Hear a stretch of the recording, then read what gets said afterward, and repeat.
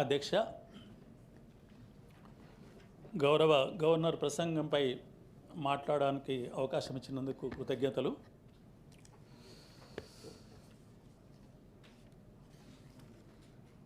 Governor గారి ప్రసంగం రాష్ట్ర ప్రభుత్వం చేస్తున్న అంశాలని ప్రస్తావిస్తూ 22 పేజీల్లోనే 63 పేరాలలో గంభీరమైన పదాలతోనే చాలా అర్థాన్ని వచ్చే రకంగా ప్రసంగం వారిది ఉన్నది. నేను అభినందిస్తున్నాను. ముఖ్యంగా లాస్ట్ పేరా 63వ పేరాలో అబ్దుల్ కలాం గారిని మాటల్ని ప్రస్తావిస్తూ కలలు కనండి, కలలను నిజం చేసుకోండి అని చెప్తూ చివరిలో let us March forward together with unity, confidence and unwavering commitment to build a Telangana that is a beacon of prosperity, equality and progress for the entire nation అనే మాటలతో ఆ ప్రసంగం ముగిసింది.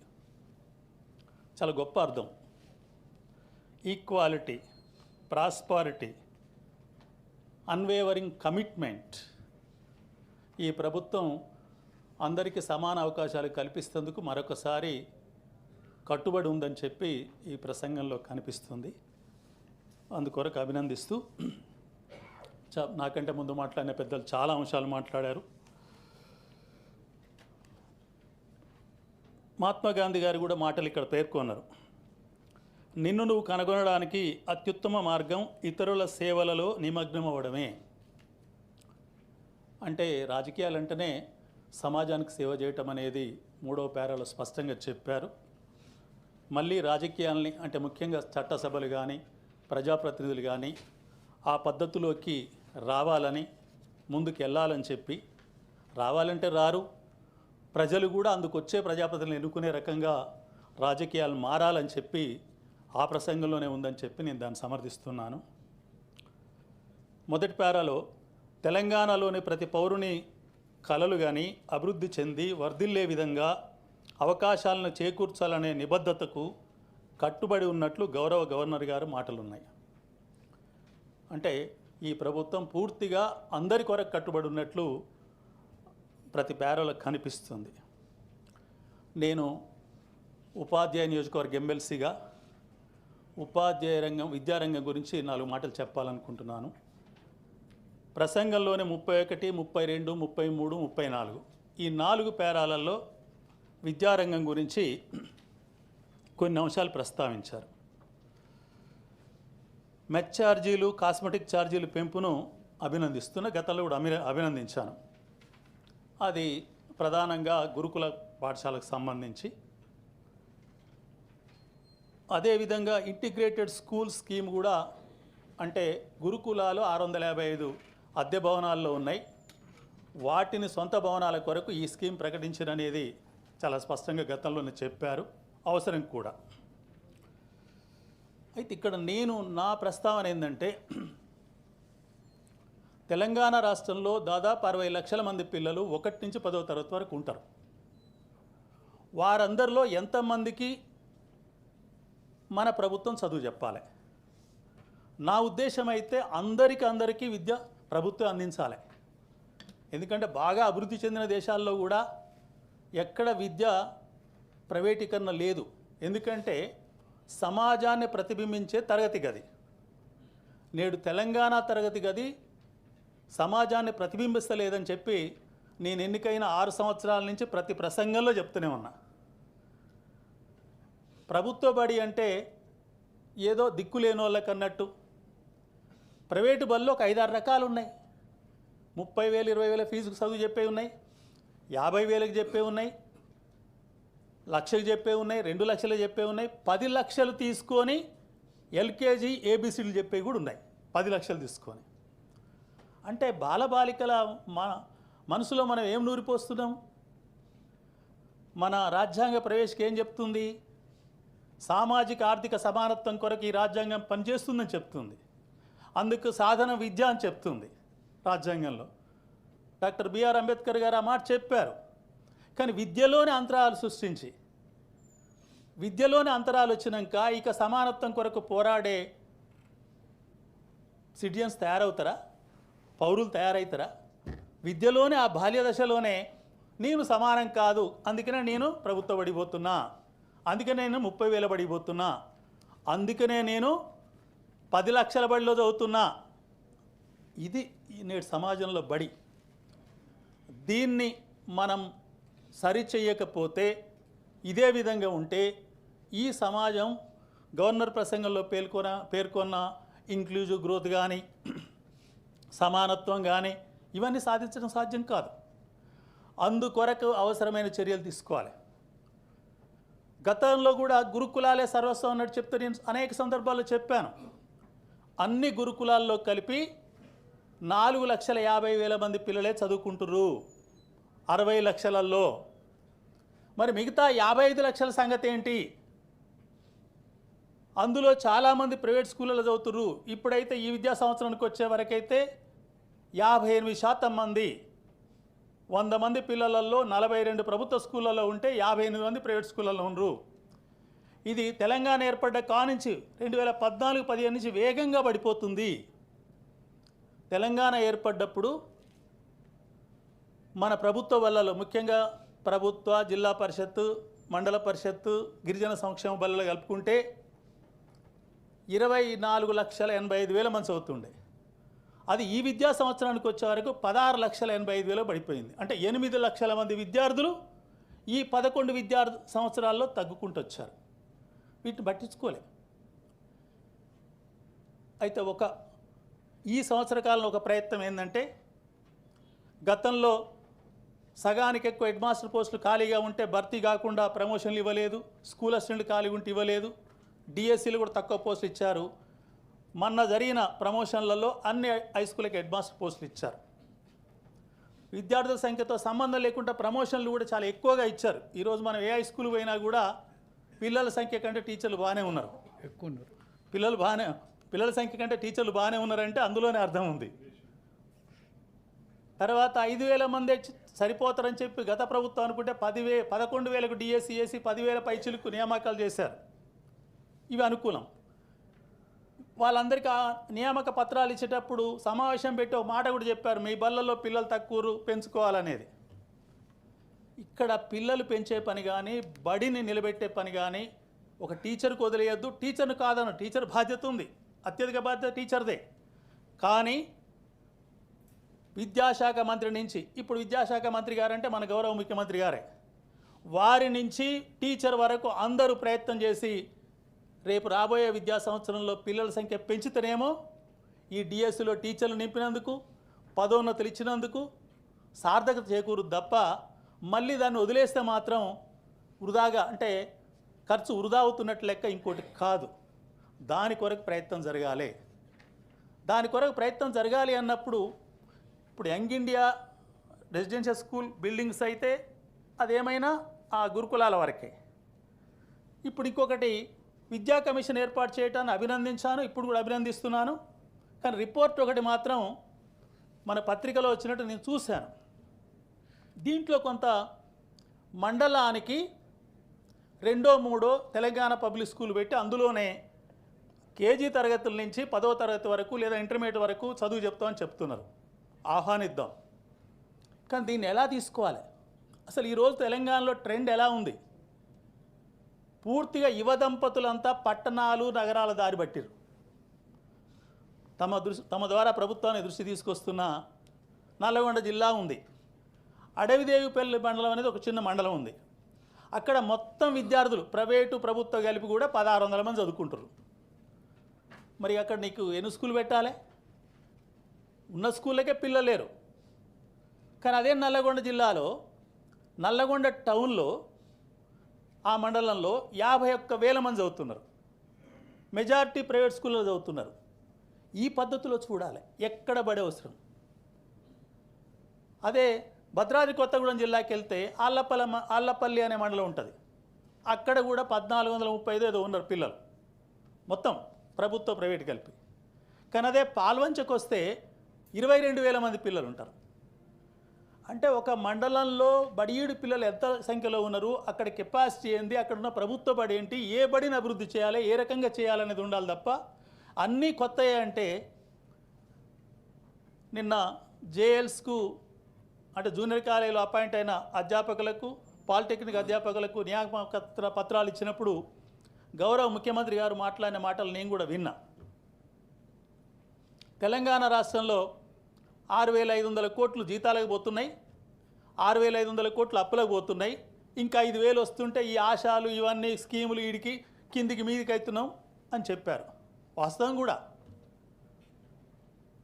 మరి ఇలా ఉన్నప్పుడు ఇటు మనం ఇంటిగ్రేటెడ్ హై స్కూల్ బిల్డింగ్ల కొరకు 11,500 కోట్లు కావాలి. విద్యా కమిషన్ చైర్మన్ గారు చూపించిన దాని ప్రకారం దాదాపు 30,000 కోట్లు 2 రకాలు చూపెట్టిండు. మండలానికి 2 లేదా 3 ఈ స్కూల్ అని చెప్పి 22,792 కోట్లు అన్నారు. ఇంకా ఫౌండేషన్ స్కూల్స్ అంటే నర్సరీ, ఎల్కేజీ, యూకేజీ 1-2 కలిపి వాటికొక 8,000, 9,000 కోట్లు అన్నారు. ఇవన్నీ ఇప్పుడు డబ్బులు అనేది కూడా అసలు ఇప్పుడు ఉన్నదాన్ని మేనేజ్ చేయటమే కష్టమైన రీతిలో ఉంది. ఇది ఎందుకు ఇలా ఆర్థిక విషయాలు అయినాయి అనేది చాలాసార్లు చర్చించుకున్నదే. కాబట్టి ఉన్న ఆర్థిక విషయాలలో ఉన్నదాన్నే ఇప్పుడు చాలా హై స్కూళ్ళకు పెద్ద పెద్ద స్థలాలు ఉన్నాయి, తెలియనిది ఎవరికి కాదు, బిల్డింగులు ఉన్నాయి.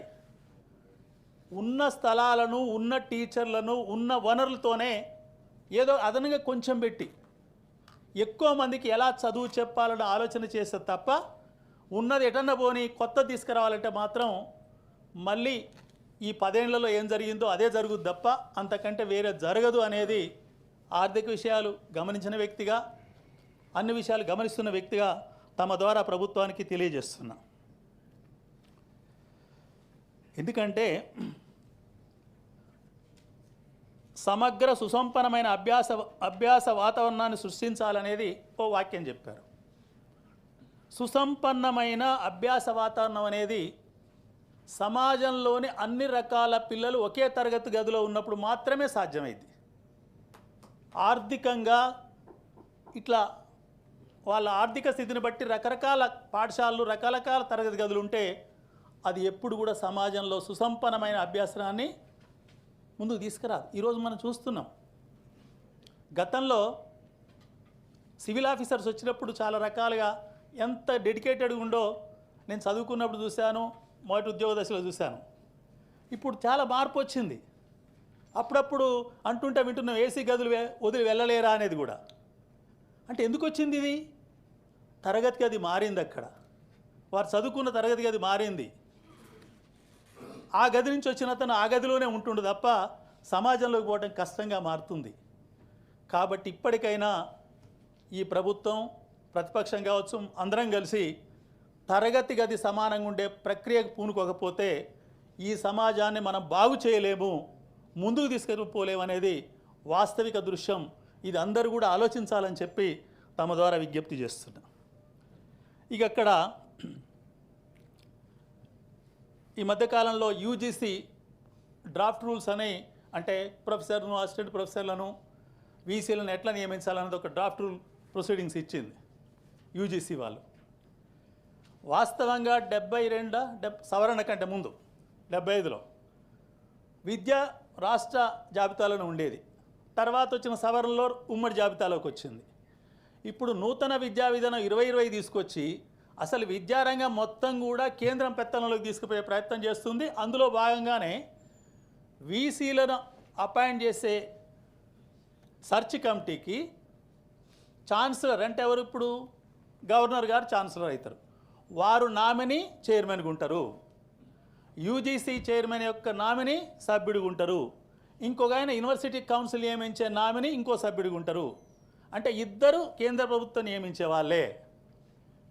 స్టేట్ గవర్నమెంట్ డబ్బులు పెట్టి స్టేట్ గవర్నమెంటే చట్టం ప్రకారం ఒక యూనివర్సిటీ ఏర్పాటు చేస్తే దానికి వీసీని నియమించే అధికారం కూడా లేకుండా కేంద్ర ప్రభుత్వం అట్టించి వస్తుంది. మన బడ్జెట్లో చూసాం.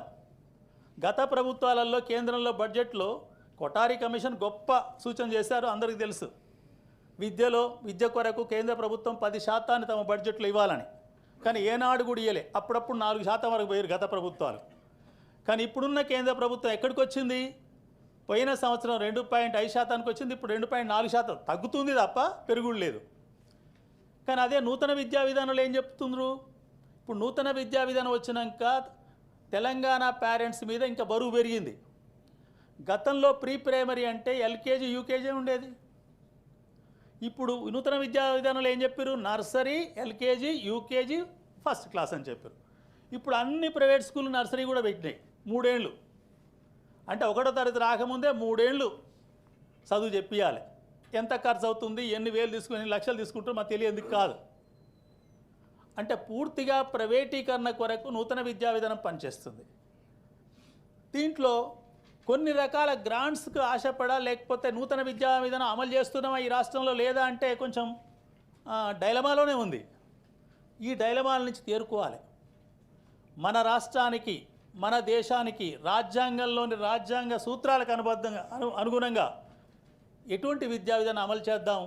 ఎందుకు కేంద్రం గ్రాంట్ ఏదో కొట్లాడదాం? ఎందుకంటే కేంద్రానికి సొంత మనుషులు ఎవరైనా ఉన్నారా? జిఎస్టీ మొత్తం రాష్ట్రాలు కడితేనే కదా పోయేది. సొంత జనాభా కేంద్రానికి ఏమన్నా ఉందా?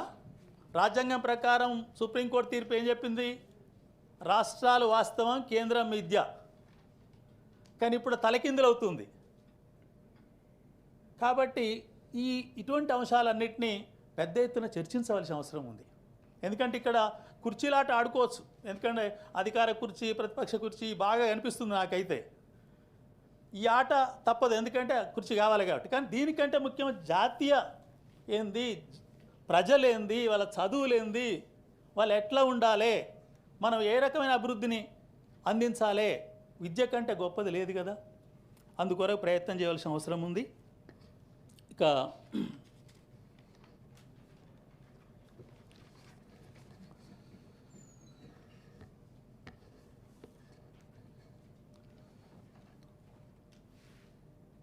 అమ్మ ఆదర్శ పాఠశాల కమిటీల ద్వారా అన్ని రకాల పాఠశాలలో కనీస అవసరాలు తీర్చేందుకు ప్రయత్నం జరిగింది. ఇక్కడ మరొకసారి నేను, ఎందుకంటే గతంలో గ్రామ పంచాయతీలు, మున్సిపాలిటీలు, కార్పొరేషన్లే బల్లలో పరిశుభ్ర కార్యక్రమాలు, సర్వీస్ పనులు చేయాలంటే అది సాధ్యం కాదని నేను మొదటి రోజున చెప్పాను.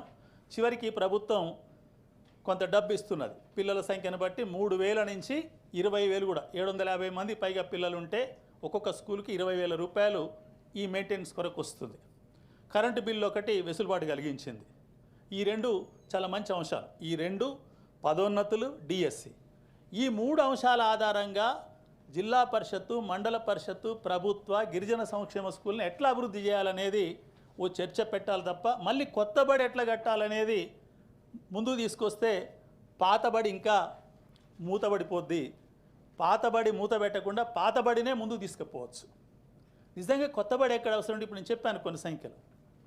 మనకు హనుమకొండ ఉంది. హనుమకొండ జిల్లాలో కూడా నడికుడి మండలంలో విద్యార్థుల సంఖ్య 2,000 మొత్తం కలుపుకుంటే. కానీ అది హనుమకొండ మండలంలో 54,000, 55,000 మంది ఉన్నారు.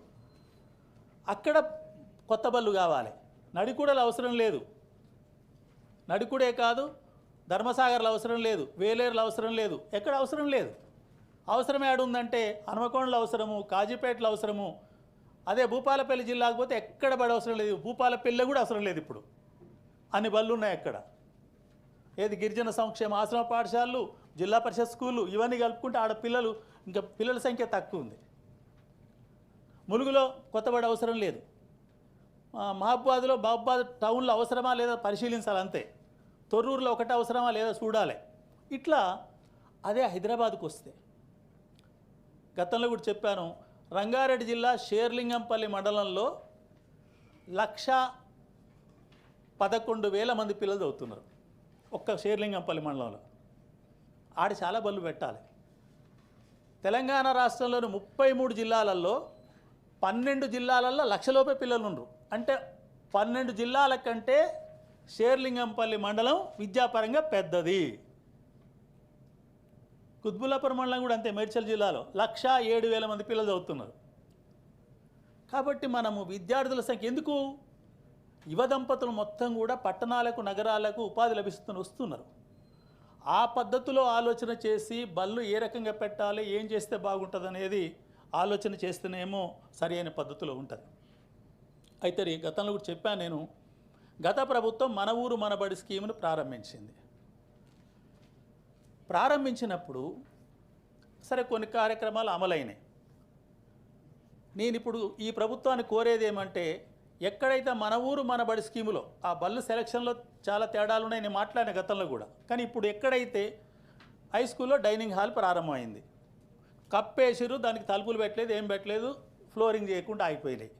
కొన్ని బళ్ళల్లో కరెంటు లైన్ సరిచేద్దామని చెప్పి కరెంటు లైన్ పగలగొట్టిర్రు, అక్కడ ఆగిపోయింది. కొన్ని బళ్ళల్లో టాయిలెట్స్ ఇస్తే టాయిలెట్ సగాన కట్టి ఆగిపోయినాయి. వీటన్నిటిని పూర్తి చేయమని చెప్పి ఈ ప్రభుత్వానికి నేను విజ్ఞప్తి చేస్తున్నా. ఎందుకంటే అవి అర్ధాంతరంగా ఆగిపోవటం వల్ల అది సగం డబ్బులు వినియోగం కావటం వల్ల అట్లా మనం వదిలేయటం మంచిది కాదు. ఏ ప్రభుత్వం ఎట్లా ప్రారంభించినా ఏవైతే ప్రారంభమైన పనులు ఉన్నాయో వాటిని పూర్తి చేయాలి. వాటికి నాకు తెలిసిన మేరకు కూడా 840 కోట్లు కనుక రిలీజ్ చేస్తే ఏ పనులు అయితే అర్ధాంతరంగా ఆగిపోయినాయో అవి పూర్తయితాయని కూడా నాకున్న సమాచారం. ఆ పని కూడా తీసుకోవాలని చెప్పి ఈ సందర్భంగా తెలియజేస్తున్నా. ఇక వృధాను అరికట్టవలసిన అవసరం ఉంది. ఈరోజు జూనియర్ కాలేజీలు 405 జూనియర్ కాలేజీలు మనకు పాత జూనియర్ కాలేజీలు ఉన్నాయి. అక్కడ లెక్చరర్స్, ప్రిన్సిపల్ అందరూ ఉంటారు. ఇంకొక 19 జూనియర్ కాలేజీలు కాగితపు జూనియర్ కాలేజీలు వచ్చినాయి.